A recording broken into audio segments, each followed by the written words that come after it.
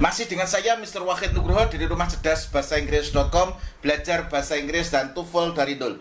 Marilah kita lanjutkan ke materi selanjutnya untuk belajar tentang simple sentence, compound sentence, complex sentence. Dan sebelum belajar kita lanjutkan, marilah kita buka proses belajar kita dengan berdoa. Semoga apa yang kita pelajari bisa bermanfaat.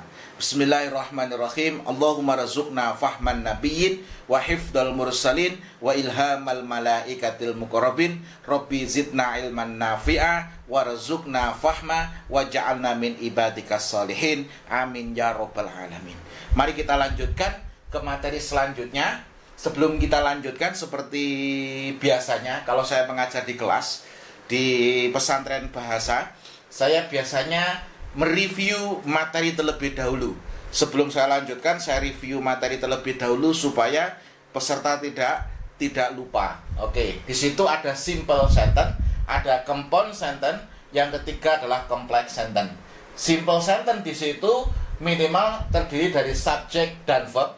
Kalau di situ verbnya berupa transitif berarti membutuhkan objek, dan syaratnya di situ adalah independent. Dan itu independen itu apa? Independen itu adalah induk kalimat. Nah, yang kedua adalah compound sentence. Compound sentence itu apa? Dua independent clause yang dipisah dengan conjunction. Conjunctionnya ada fun, boys, ada for, and, nor, but, or, yet, so. Nah, di situ adalah compound sentence. Yang terakhir adalah complex sentence. Complex sentence itu minimal dalam satu kalimat itu terdiri dari satu independent clause, satu dependent clause, satu induk kalimat, satu anak kalimat. Nah, complex sentence di situ itu dibagi menjadi tiga. Yang pertama adalah adverbial clause, yang kedua non clause, yang ketiga adalah adjective clause. Kemarin kita sudah membahas bahwasanya adverbial clause itu apa? Dalam menyusun kalimat kita membutuhkan subjek, verb, object, adverb. Jika adverbnya itu terdiri dari konektor subjek dan verb, atau adverbnya terdiri berupa klausa, jadi adverbnya berupa klausa, itu maka disebut dengan adverbial clause. Jadi adverbial clause itu apa? Adverb yang berupa klausa. Oke, seperti itu. Contoh ketika saya ngomong she is reading the book when my mother is watching TV. Ini kalimatnya sama-sama di atas. Cuma bedanya di sini pakai konektor when, di sini pakai conjunction and. Kalau and berarti ini adalah induk kalimat, ini induk kalimat. Tapi ketika ada when my mother is watching, maka di situ when-nya ini adalah disebut dengan time clause. Disebut dengan apa? Time clause. Jadi when itu adalah untuk menunjukkan keterangan waktu. Nah, di buku konsep belajar TOEFL dari nol ini di bab 28, di situ ada time clause, di situ ada when, ada before, ada after, ada since, ada while, ada as, dan lain sebagainya. Di samping itu ada time clause, di situ juga ada conditional clause. Jadi conditional sentence itu masuk pada adverbial clause. Ada purpose clause atau klausa yang menunjukkan purpose, artinya tujuan dari sebuah tindakan. Di situ ada reason clause yang menunjukkan apa? Alasan. Ada because, ada since, ada as. Nah, di situ ya. Ada result clause, ada concessive clause dan lain sebagainya. Itu nanti babnya masuk di adverbial clause. Oke. Nah, adverbial clause ini tak hapus dulu, nanti tak tulis di sebelah sini biar mudah. Nah, adverbial clause itu nanti ada penyingkatan atau penyederhanaan kalimat. Nah, untuk penyederhanaan kalimat di adverbial clause ini nanti dibagi menjadi dua. Yang pertama di situ tekniknya disebut, kalau punya buku halaman 278 adverbial ini ada dua. Yang pertama disebut dengan teknik abridgment.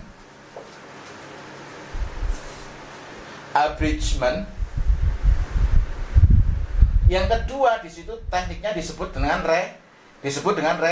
reducing. Oke. Perhatikan di adverbial clause itu nanti itu ada dua teknik ya untuk penyederhanaan. Ini disebut dengan teknik abridgment, yang kedua adalah teknik reducing. Di mana teknik abridgment itu nanti yang dibuang adalah subjek sama to be-nya. Nah, jadi teknik abridgment adalah pembuangan subjek dengan to be. Jadi nanti yang dibuang subjek sama to be-nya. Sama to be-nya di sini. Nah, nanti ketika aktif langsung di verb ing-kan. Jadi aktif itu langsung di verb ing-kan. Kalau pasif langsung di verb 3-kan. Nah, itu. Seluruh tenses gak masalah. Dan ini teknik abridgment itu hanya terjadi di anak kalimat.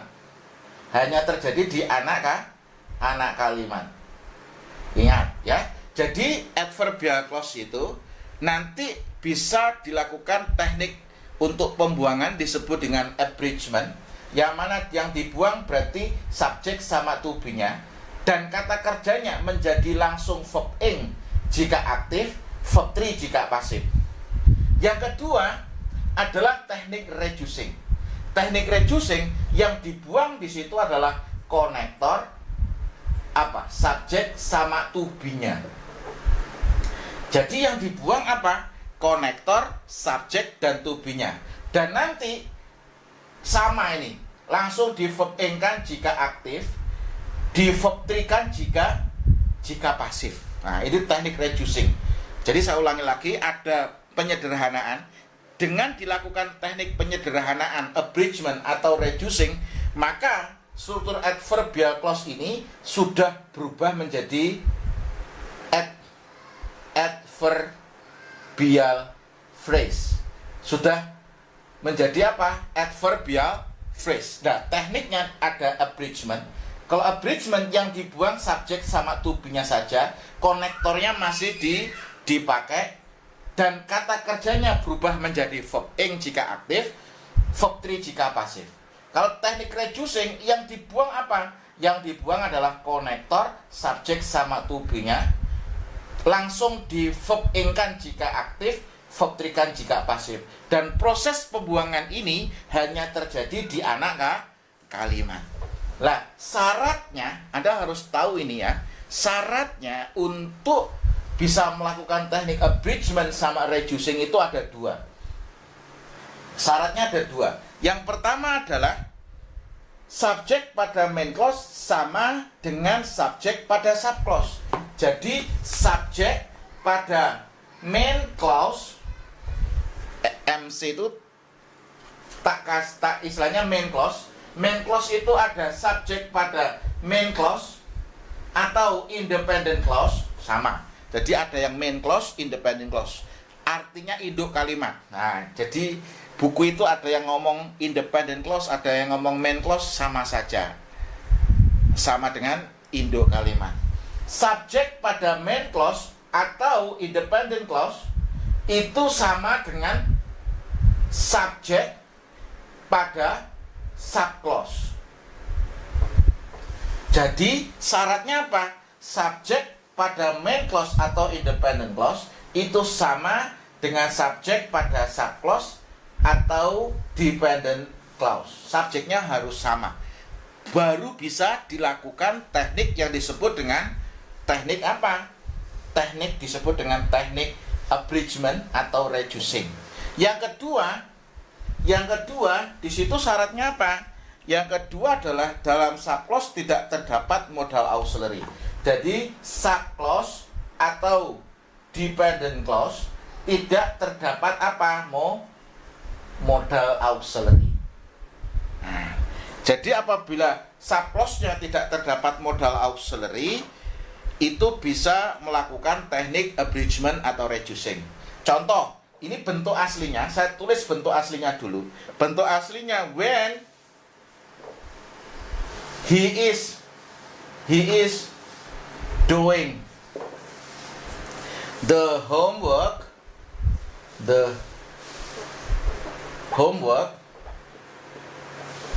koma, ingat ketika time clause berada di depan, keterangan anak kalimat berada di depan, mesti ada komanya. Wahid, listen, Wahid listen, Wahid listens the music. Oke, titik. Teman-teman harus tahu dulu ketika anak kalimat yang ada konektornya berada di depan, maka wajib ada komanya. Nah, ketika ada komanya berarti ini adalah subjek. Nah, perhatikan di sini. Di sini ini adalah anak kalimat. Anak kalimat. Lah, Wahid listen the music ini adalah induk kalimat. Oke, induk kalimat. Lah, teman-teman perlu ketahui bahwasanya ketika ini adalah disebut dengan adverbial clause ya. Adverbial clause. Lah, adverbial clause itu bisa dirubah menjadi adverbial phrase. Jadi kalimat pertama Anda bisa mengatakan when he is doing the homework, Wahid listen the music. Nah, di sini. Nah, di sini Anda harus tahu bahwasanya di sini subjeknya he, ini sama Wahid, ini subjeknya sama. Subjeknya sama. Kemudian ini tidak terdapat apa? Modal auxiliary. Berarti bisa dilakukan teknik yang disebut dengan teknik abridgment dulu. Kalau teknik abridgment tadi yang dibuang apa? Subjek sama to be-nya. Berarti yang dibuang adalah subjek sama to be-nya. He is-nya dibuang. Kalau he is-nya dibuang, berarti kalimat ini bisa menjadi when doing the homework. When doing the homework, koma, Wahid listen the music. Nah, di sini ini disebut dengan teknik apa? Abridgment. Oke. Kemudian ketika when-nya ini juga dibuang, berarti yang dibuang apa? Konektor, subjek sama to be. Berarti konektor, subjek sama to be. Kalau aktif langsung verb ing, kalau pasif langsung verb 3. Ini disebut dengan teknik reducing. Syaratnya sama. Anak kalimat harus sama dengan induk kalimatnya, subjeknya, maksudnya subjeknya sama. Yang kedua, anak kalimatnya tidak terdapat modal auxiliary. Jadi ini bisa menjadi doing the homework. Ini bisa jadi doing the homework. Doing the homework, koma, Wahid listens the music. Nah, kalimatnya bisa seperti ini. Nah, jadi kalimatnya bisa seperti ini. Ini disebut dengan teknik abridgment. Kalau di sini abridgment, ya toh? Ini bisa abridgment, bisa reducing. Kalau abridgment itu yang dibuang apa?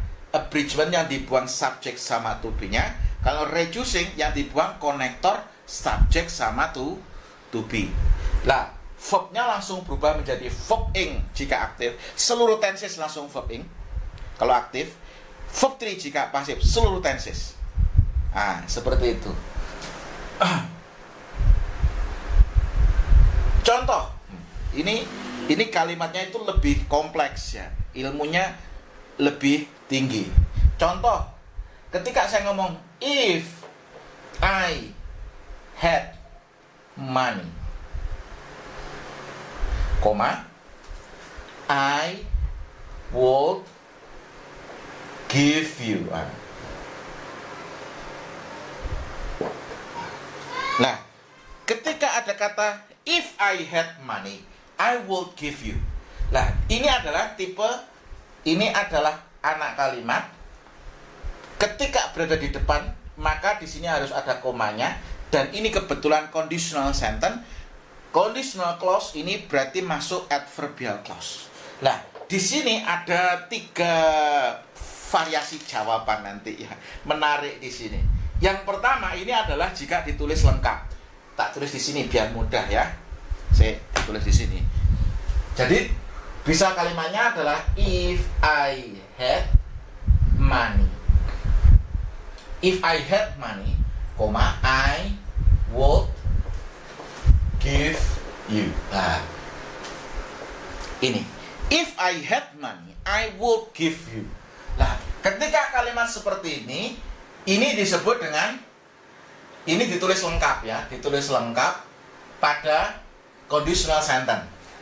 If I had money, I will give you. Nah, kalimat ini bisa dilakukan teknik yang disebut dengan teknik inversion. Inversion. Nah, teknik inversion jika verbnya berupa apa? Berupa ordinary, rumusnya adalah were, subject to verb one. Nah, rumusnya seperti ini nanti. Nah, ketika di teknik inversi, maka di sini jadinya bagaimana? Were I to have money, I would give you. Nah, Anda harus perhatikan di sini bahwasanya yang bisa dirubah-rubah seperti ini hanyalah pada anak kalimat. Ini adalah dependent clause. Yang bisa diubah-ubah itu hanyalah di dependent clause. Independent clause-nya tetap. Independent clause-nya tetap, gak boleh dirubah-rubah.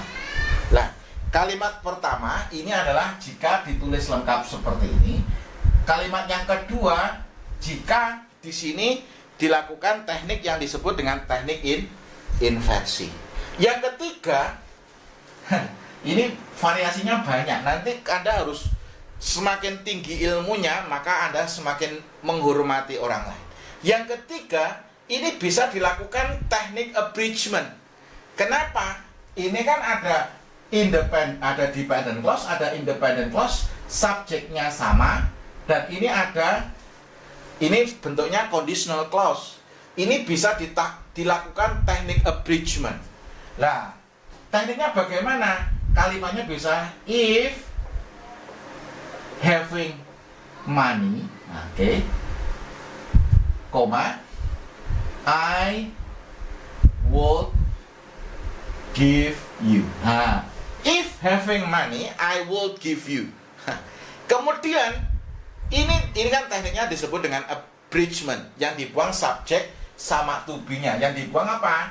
Subjek I sama to be-nya. Kebetulan nggak ada to be karena aktif langsung di verb A. Kalau teknik reducing, berarti if-nya dibuang sekalian, berarti bisa jadi having money, I would give you. Nah, kalimatnya bisa having money, I would give you. Anda harus semakin tinggi ilmunya, tidak gampang untuk menyalahkan orang lain. Kenapa? Karena bisa jadi dia benar, dia banyak bacaannya, sedangkan kita belum banyak referensinya, belum banyak membaca. Maka dari itu, kalimat if I had money, I would give you, ini bisa dilakukan teknik yang disebut dengan teknik inversi. Were I to have money, I would give you. Bisa teknik abridgment. If having money, I would give you. Bisa menggunakan teknik reducing. Having money, I would give you. Lah, maka ini yang variasi yang keempat ini ya. Maka dari itu Anda harus semakin banyak belajar sehingga ilmunya semakin banyak dan semakin tidak banyak untuk menyalahkan orang lain. Jika Anda pengen belajar lebih detail dengan buku-buku yang saya tulis, Anda bisa belajar melalui e-course. Di sini ada buku plus e-course-nya. Anda bisa juga langsung berguru kepada saya di Pesantren Bahasa Tegal Yoso.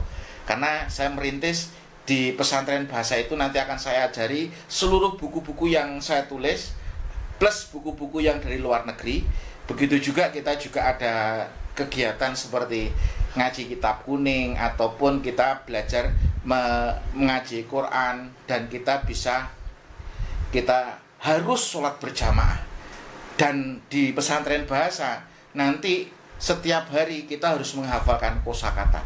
Kalau Anda tidak punya kosakata juga Anda sulit untuk ngomong bahasa Inggris. Anda bisa bergabung dan Anda bisa mendaftar sekarang juga, dan Anda bisa belajar bagaimana cara belajar ilmu bahasa, ilmu Quran, dan ilmu kitab kuning di pesantren bahasa.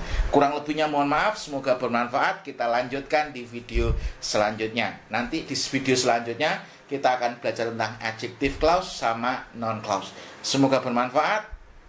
Assalamualaikum warahmatullahi wabarakatuh.